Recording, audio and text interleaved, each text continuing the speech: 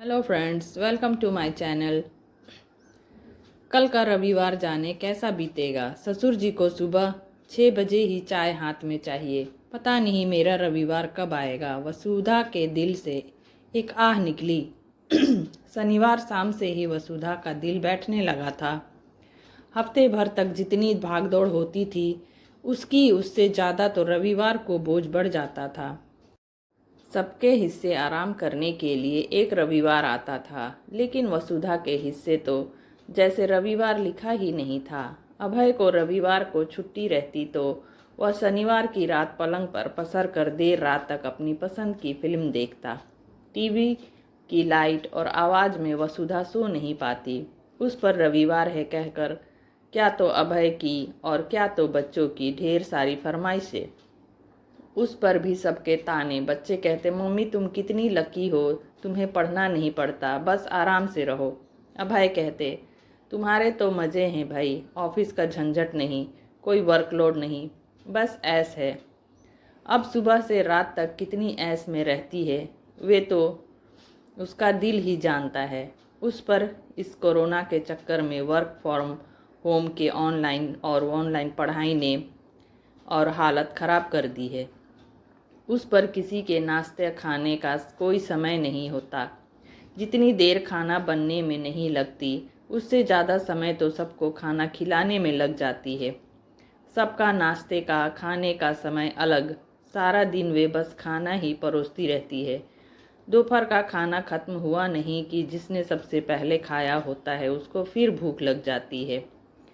उस पर पढ़ाई का आजकल पैटर्न ऐसा हो गया है कि हर समय बच्चों के टेस्ट ही चलते रहते हैं। त्रिचा के टेस्ट खत्म हुए नहीं कि रोहन के शुरू। काम के बीच बच्चों को पढ़ाना भी पड़ता है और अधिकतर रविवार के दिन पर एक बोझ ये भी बढ़ जाता है क्योंकि अक्सर ही सोमवार को बच्चों का टेस्ट या परीक्षा होती। कितनी भी तैयारी करके रखो तब भी वह सारा दिन चक्कर घिन्नी सी घूमती रहती है, सबकी फरमाइशें पूरी करती हुए। और इधर हफ्ते भर से सासू माँ और ससुर जी भी आए हुए हैं। कल का रविवार जाने कैसे बीतेगा। ससुर जी को सुबह 6 बजे ही चाय हाथ में चाहिए। पता नहीं मेरा रविवार कब आएगा। वसुधा के दिल से एक आह निकली। दूसरे दिन वसुधा ने 9 बजे सास ससुर को नाश्ता दिया तो उन्होंने कहा बच्चों और अभय के साथ करेंगे। तब वसुधा बोली कि वे लोग तो आज देर से उठेंगे।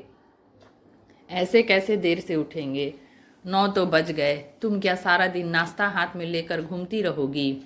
ससुर जी ने डपट कर सबको आवाज़ लगाई तो तीनों अगले 15 मिनट में ही डाइनिंग टेबल पर हाजिर हो गए। 10 बजे तक सबका चाय नाश्ता हो गया। वसुधा खाने की तैयारी करने लगी। बच्चे और अभय टीवी के सामने बैठ गए तो सासू माँ ने टोक दिया कि समय पर नहा लो। 1:30 बजे फिर ससुर जी ने कहा कि सब साथ बैठकर ही खाना खाएंगे। इससे परिवार में प्यार भी बढ़ता है और गृहिणी भी समय पर काम से फ्री हो जाती है। उस दिन 2:30 बजे सारा काम निपट गया तो सालों बाद वसुधा अखबार लेकर अपना मनपसंद कॉलम पढ़ पाई। बीच में जब भी बच्चे या अभय कोई फरमाइश करने के लिए मुंह खोलते, माँ जी उनको डांट देती कि खुद उठ कर ले लो, तुम्हारे पैरों में क्या मेहंदी लगी है। शाम 4 बजे जब उसने चाय बनाई तब ससुर जी ने सरप्राइज दिया, बच्चों को हम देख लेंगे, तुम्हारे लिए फिल्म की टिकट बुक कर दी है, जाओ तुम दोनों फिल्म देख कर आओ। लेकिन रात का खाना भी तो बनाना है, फिल्म देखने में तो देर हो जाएगी। वसुधा बोली, 8 बजे खत्म हो जाएगी, आज के दिन सब खिचड़ी खा लेंगे, आकर बना लेना। माँ जी ने कहा तो वह आनन फानन में तैयार होकर मूवी देखने चली गई। बरसों बाद एक खुशनुमा शाम बिताई उसने, लेकिन घर आते हुए फिर रसोई घर दिखने लगा। घर आते ही वह हाथ मुंह धोकर किचन में जाने लगी तो माँ जी ने कहा, वहाँ कहाँ जा रही है, आओ खाना खा लो। लेकिन पहले बनाऊँ तो, वसुधा बोली, तुम्हारी मनपसंद मिक्स वेज, शाही पनीर, फ्रूट्स रायता और तंदूरी रोटी के साथ जीरा राइस और दाल तड़का तैयार है। माँ जी ने डाइनिंग टेबल की ओर इशारा किया, लेकिन यह सब वसुधा हैरान थी। ज़ोमैटो स्विगी जिंदाबाद। ससुर जी अपना मोबाइल दिखाकर मुस्कुराए।